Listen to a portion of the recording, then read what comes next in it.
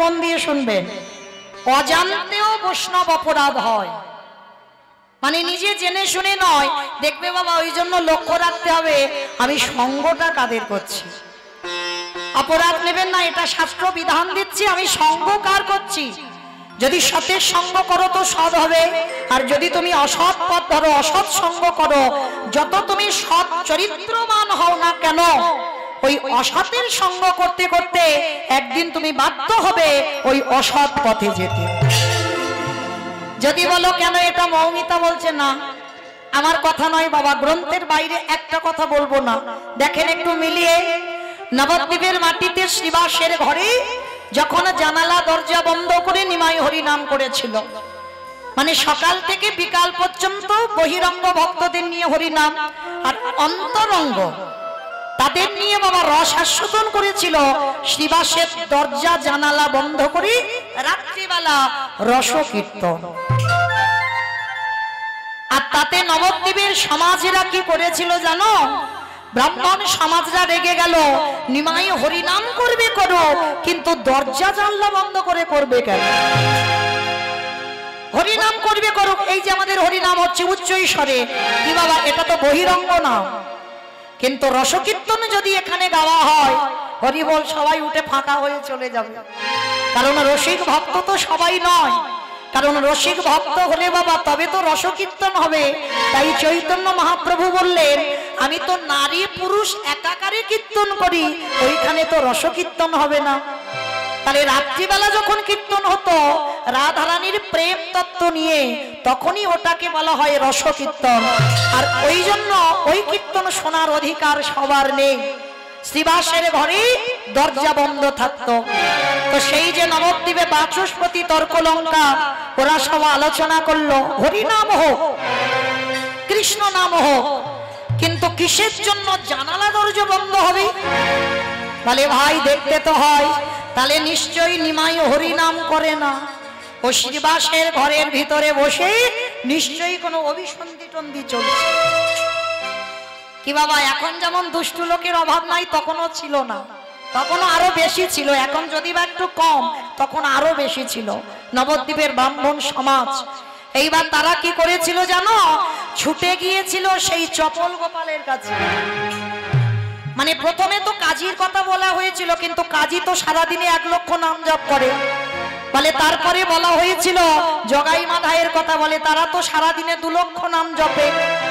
বলে ওরা তো নিমাইয়ের ভক্ত হয়ে গেছে, ওরা তো কিছু করতে পারবে না, তাহলে করবে কে?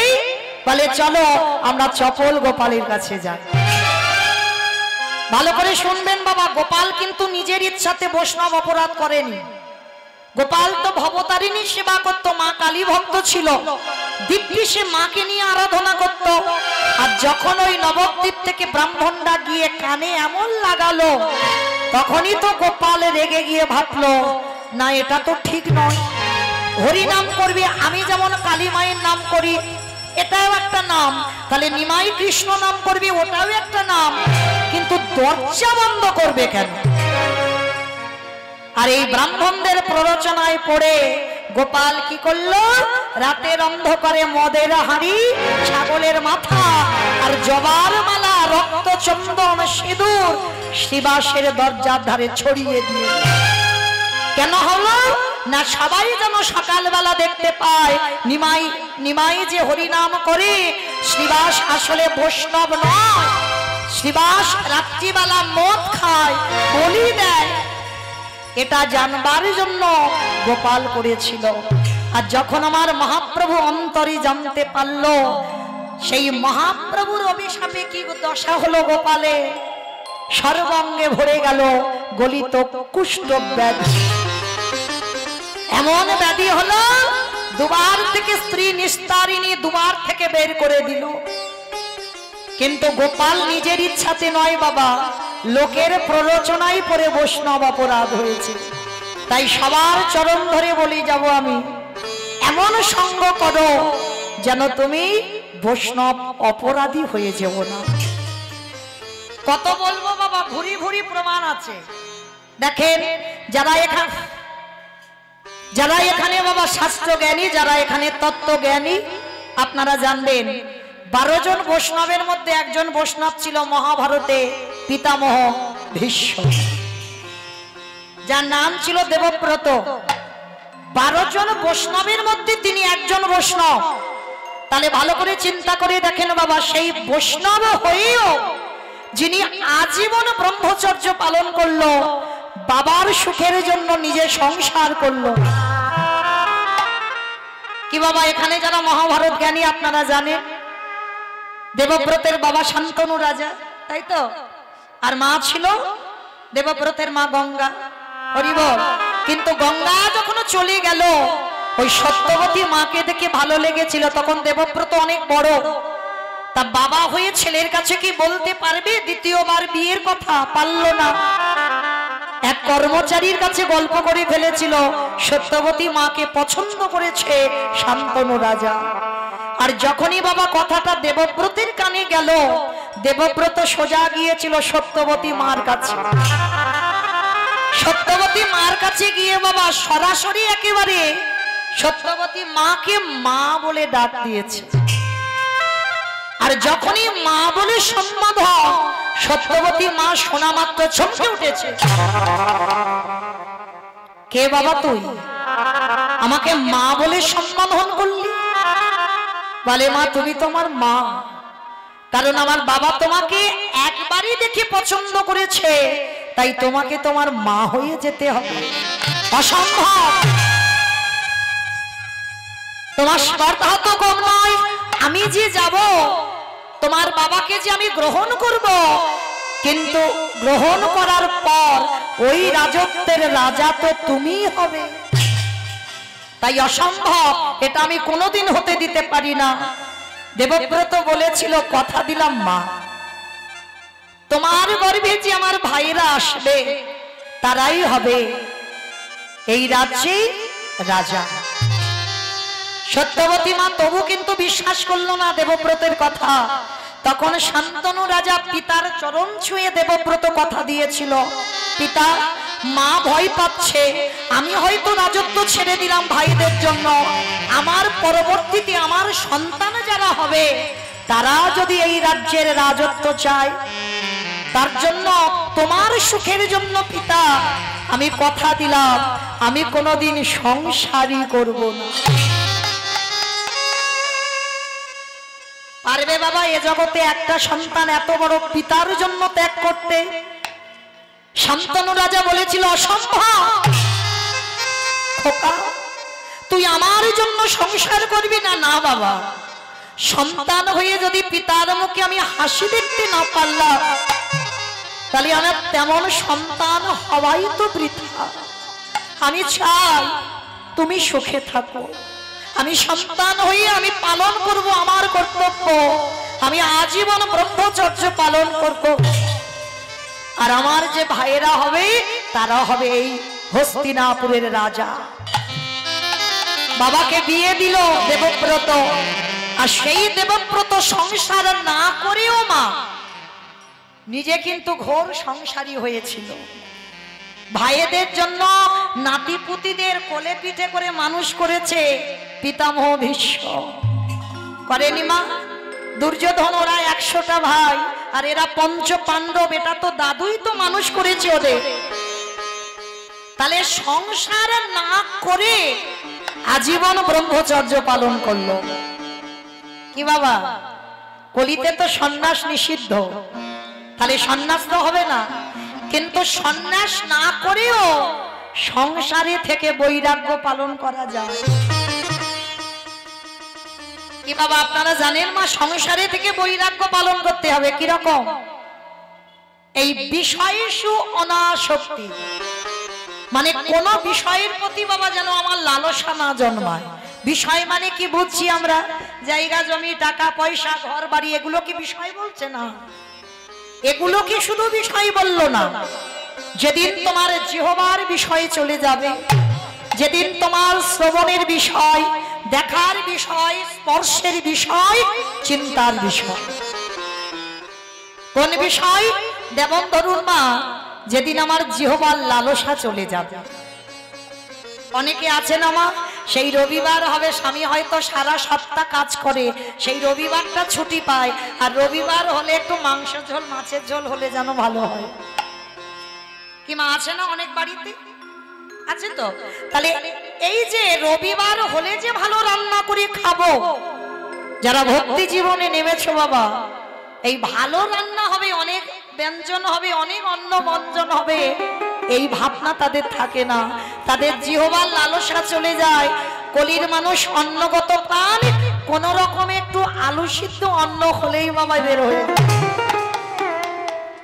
যেদিন তোমার মনে এটা এসে যাবে, জিহ্বা থেকে সব লালসা চলে যাবে, সেদিন জানবে তুমি জিহ্বার বৈরাগ্য হয়ে গেল।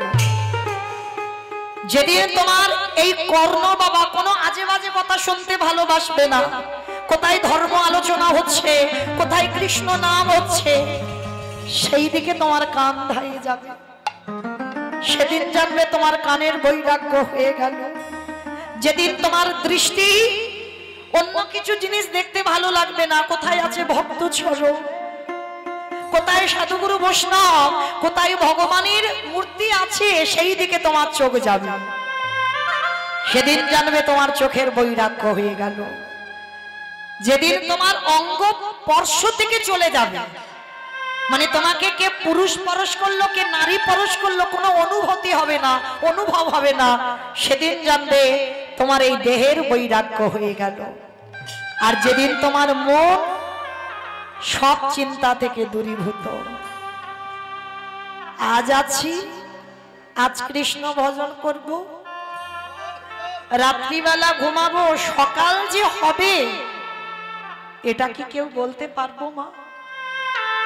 তাহলে কালকের চিন্তা ওটা কালকের হবে। যারা ভক্ত হয়েছো আজকের চিন্তা আজ, যেদিন তোমার মনের মধ্যে ওটাই এসে যাবে, তাহলে সেদিন তুমি জানবে তোমার মনেরও বৈরাগ্য হয়ে গেল। মহাপ্রভু বলছি এটাকে বিষয়সু অনাসক্তি, কোনো আসক্তি থাকবে না। তাহলে সংসারে থেকে তুমি মনে রাখবে তুমি বৈরাগী হয়ে গেছো। হরি বল। তো আজকে সেই দেবব্রত ভীষ্ম এত ত্যাগ করেও বাবা 58টা দিন সরসজ্জায়, ভাবতে পারছে? একটা দুটো দিন নয়, 58টা দিন। ভালো করে ভাবেন মা, পায়ে যদি একটা সুখ্যাতি সূক্ষ্ম কাঁটা ফোটে আমাদের কি রকম হয়? ব্যথা লাগে না? পা একেবারে টনটন করে ব্যথা, পা ফেলতেই পারবে না, মানে কাঁটাটা চোখে দেখা যায় না মা, একেবারে সূক্ষ্ম। কাঁটাটা যখন পায়ে থেকে বের করে দেবে, তারপরে দেখবে 2-4 দিন এখনো পায়ে ব্যথা। তাহলে কীর্তনের জায়গায় বসেছেন বাবা, পরীক্ষিতের জায়গায় বসেছেন, একটু হৃদয়ঙ্গ করে। একটা কাঁটা ফুটলে যদি আমাদের অত ব্যথা হয়, আর 58টা দিন ভীষ্মের সর্ব আগে অঙ্গে আছে তীর গাঁথা, আর তীরের আগা দিয়ে, মানে ওই তীরের যে ফলা আছে, রক্ত ঝরে ঝরে পড়ছে। কতটা যন্ত্রণা বলেন তো বাবা। দেবব্রত এত কষ্ট পাচ্ছে, চোখের দুটো কম দিয়ে একটা একটা করে জল টোপে টোপে পড়ছে। কাঁদছে আর বলছে, কৃষ্ণকে প্রশ্ন করলো, কৃষ্ণ আমি স্বরের উপরে শয়ন করে 100 বছরের চিন্তা করলাম, কৃষ্ণ আমি তো 100 বছরে কোনো অন্যায় করিনি। বললেন কলিযুগে যদি কোনো জীবী সত্য কথা বলে, সৎ পথে চলে, তাকে কিন্তু পদে পদে আঘাত পেতে হয়। সত্য কথা বললেই বিপদ। সবার কাছে আপনি অপ্রিয় হয়ে যাবেন যদি সত্য কথা বলেন। চোখের সামনে যদি দেখেন কেউ অন্যায় করছে, পাপ করছে, আপনি দেখেও না দেখার ভান করে থাকতে হবে আপনাকে। কথা বললেই বিপদ। ঝুঠে জগৎ ভোলায় পৃথিবীটাকে ছেড়ে রেখেছে অত্যাচার, অনাচার, ব্যভিচার, পাপাচার, দুরাচার, এই জগৎটাকে ছেড়ে রেখেছে। গোরস মানে গরুর দুধ, যারা গোয়ালা কাঁধে করে দুধের বাঁক নিয়ে অলিতে গলিতে পাড়ায় পাড়ায় দাঁড়ে দাঁড়ে দুধ বিক্রি করবার জন্য সকলকে চিৎকার করে করে ডাকে, দুধ আছে দুধ নেবে গো, দুধ আছে দুধ নেবে গো, কি তাই না মা? কিন্তু বলুন না, যে গোয়ালা অলিতে গলিতে গিয়ে দুধ বিক্রি করেন সেই দুধ কি সবাই খায়? কিন্তু বাবা যদি কোনো ব্যক্তি মদ বিক্রি করে, সে যদি এখান থেকে 50 কিলোমিটার দূরে হয় বা কোনো পাহাড়ের বা কোনো গুহার মধ্যেও হয়, সেখানে কিন্তু দলে দলে ভিড় পড়ে যায়, তাকে কিন্তু অলিতে গলিতে আসা লাগে না। এটাই কলিহত জীবের অবস্থা। শুধু তাই নয়, শুভ দিন যদি আসে তাহলে তো কথাই নেই। আমাদের জীবনের শ্রেষ্ঠ দিন কোনটি? আমাদের মানব জীবের। আমাদের যে সুন্দর দেহটা পেয়েছি, কৃষ্ণ ভজনের জন্ম পেয়েছি, আমরা যে মধুমাখা হরিনাম আজ বদনে উচ্চারণ করছি, যিনি দিয়েছেন এই নাম, সেই করুণাময় গৌর হরির অবতীর্ণ হয়েছেন কোন দিন? সেই দোল পূর্ণিমা রাত্রে। আর সেই দিন আমরা কি করি কলিহত জীব? সুরা পান করে পথে ঘাটে পড়ে থাকি, তাই না বাবা? যেখানে আমাদের করণীয়টা কি? যেখানে আমাদের তার সেবা করা উচিত, তার উদ্দেশ্যে যা কিছু করব তার নিমিত্তে, সেই দিন আমরা কি করি? তার আগের দিন রাত 4টে থেকে লাইন দিয়ে সুরা পান করে মারামারি কাটাকাটি করি। এইটাই তো কলিহত জীবের অবস্থা। তথাপিও মহাজন বললেন, ধন্য কলিযুগ ধন্য। কেন বলছেন? নিশ্চয়ই এর কোনো মাহাত্ম্য আছে, নিশ্চয়ই এর কোনো গুণ আছে। কি বললেন? গাভী কো দোহে কুত্তা কপালে বাছুরি রাহে যায় ভোখা। লক্ষ্য করে দেখবেন মা, আমরা গাভীর দুগ্ধটাকে দহন করে সেই দুধ দিয়ে বাড়িতে বিদেশি কুকুর পুষি, তাই না বাবা? কুকুরের যাতে শরীরের কোনো রকম সমস্যা না হয় তার জন্য সারাদিন চিন্তিত থাকি, এমনকি একটা রীতিমতো মাইনে করে লোকও রাখি, কুকুরটা যেন ভালো থাকে। কিন্তু কোনো মায়ের যদি 5টি পুত্র সন্তান থাকে, দেখবেন অবশেষে মানে বৃদ্ধ বয়স যখন আসে, ওই 5 পুত্র একটি মায়ের খোরাক জোগাড় করতে পারে না। ভাই ভাই দ্বন্দ্ব বেঁধে যায়। এক মাকে নিয়ে 4 বাড়িতে শ্রাদ্ধ হয়, আমরা নিজেরা চোখে দেখেছি। এক মাকে নিয়ে 4 ছেলে 4 বাড়িতে শ্রাদ্ধ করছে। এই তো কলিহত জীবের অবস্থা। কার জন্য ভাবছো তুমি? কার চিন্তা করছো? যাদের চিন্তা করছো সে তোমার চিন্তা করবে না, আর যার কথা তুমি দিনান্তে একবারও ভাবো না, সে কিন্তু সর্বক্ষণ তোমার চিন্তা করে। তাই গৌর হরিব।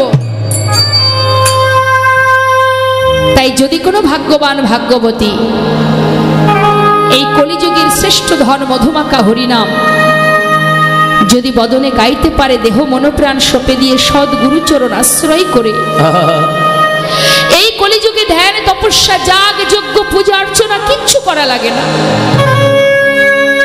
শাস্ত্রে বললেন ভগবানের নাম করতে গেলে তার স্থান কাল পাত্রের প্রয়োজন হয় না।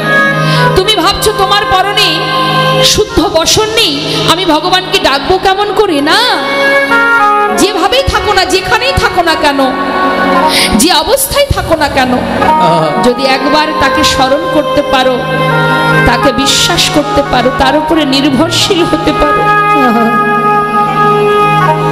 সে সর্বদাই তোমার পাশে থাকবে। এই জগৎ তোমার পাশ থেকে চলে গেলেও একজন তোমার পাশ থেকে যাবে না, যদি তার প্রতি তোমার ভরসা থাকে, যদি বিশ্বাস থাকে। তাই বৈষ্ণব পদকর্তা বলছেন, ভাই রে ভাই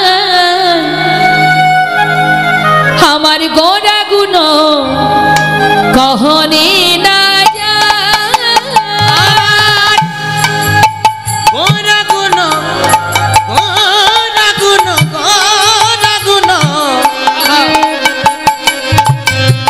আজ কহনে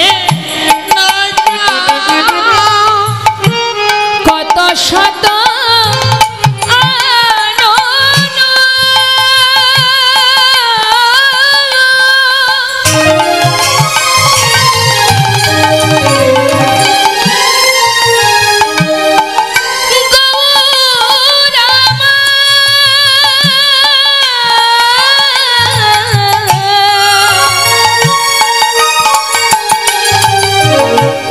গৌর হরি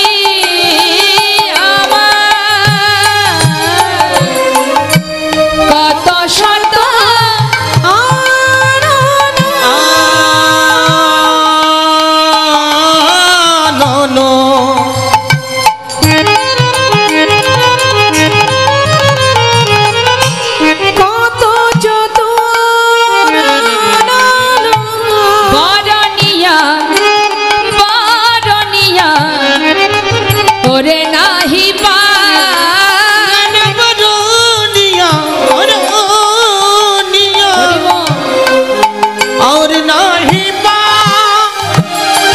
চতুর্মুখে যে নাম বলিতে না রে চতুর্মুখে যে নাম বলতে देखो ना चतुर्मुखी जे नाम बोलते ना रे আমি এক বদনে কত বলবো অগ চতুর্মুখে যে নাম বলিতে না রে এক বদনে বলবো কত অগ আমার করার গুণের আমি এক বদনে বলবো কত ओ कोई আমার গোরার গুণের কথা বদনে বলবো কত ও কোই আমার গোরার গুণের কথা এক বদনে বলবো কত ও কোই আমার গোরার গুণের কথা এক বদনে বলবো ওই কত না চতুর্মুখী যে নাম বলতেও না রে বদনিয়া ওরে নাহি পান ওই না বরনিয়া और नहीं पाए নিতাই গৌর হরিবল হরিবল। আচ্ছা, এখানে গুরু দীক্ষা গুরু শিক্ষা কার কার হয়েছে একটু হাত তুলে দেখান। ওমা গুরু দীক্ষা হয়েছে? আচ্ছা, হাতটা নামান। এবার দেখান তো কার কার হয়নি। গুরু দীক্ষা এখনো হয়নি কার? হাত তুলে দেখান। এখনো হয়নি?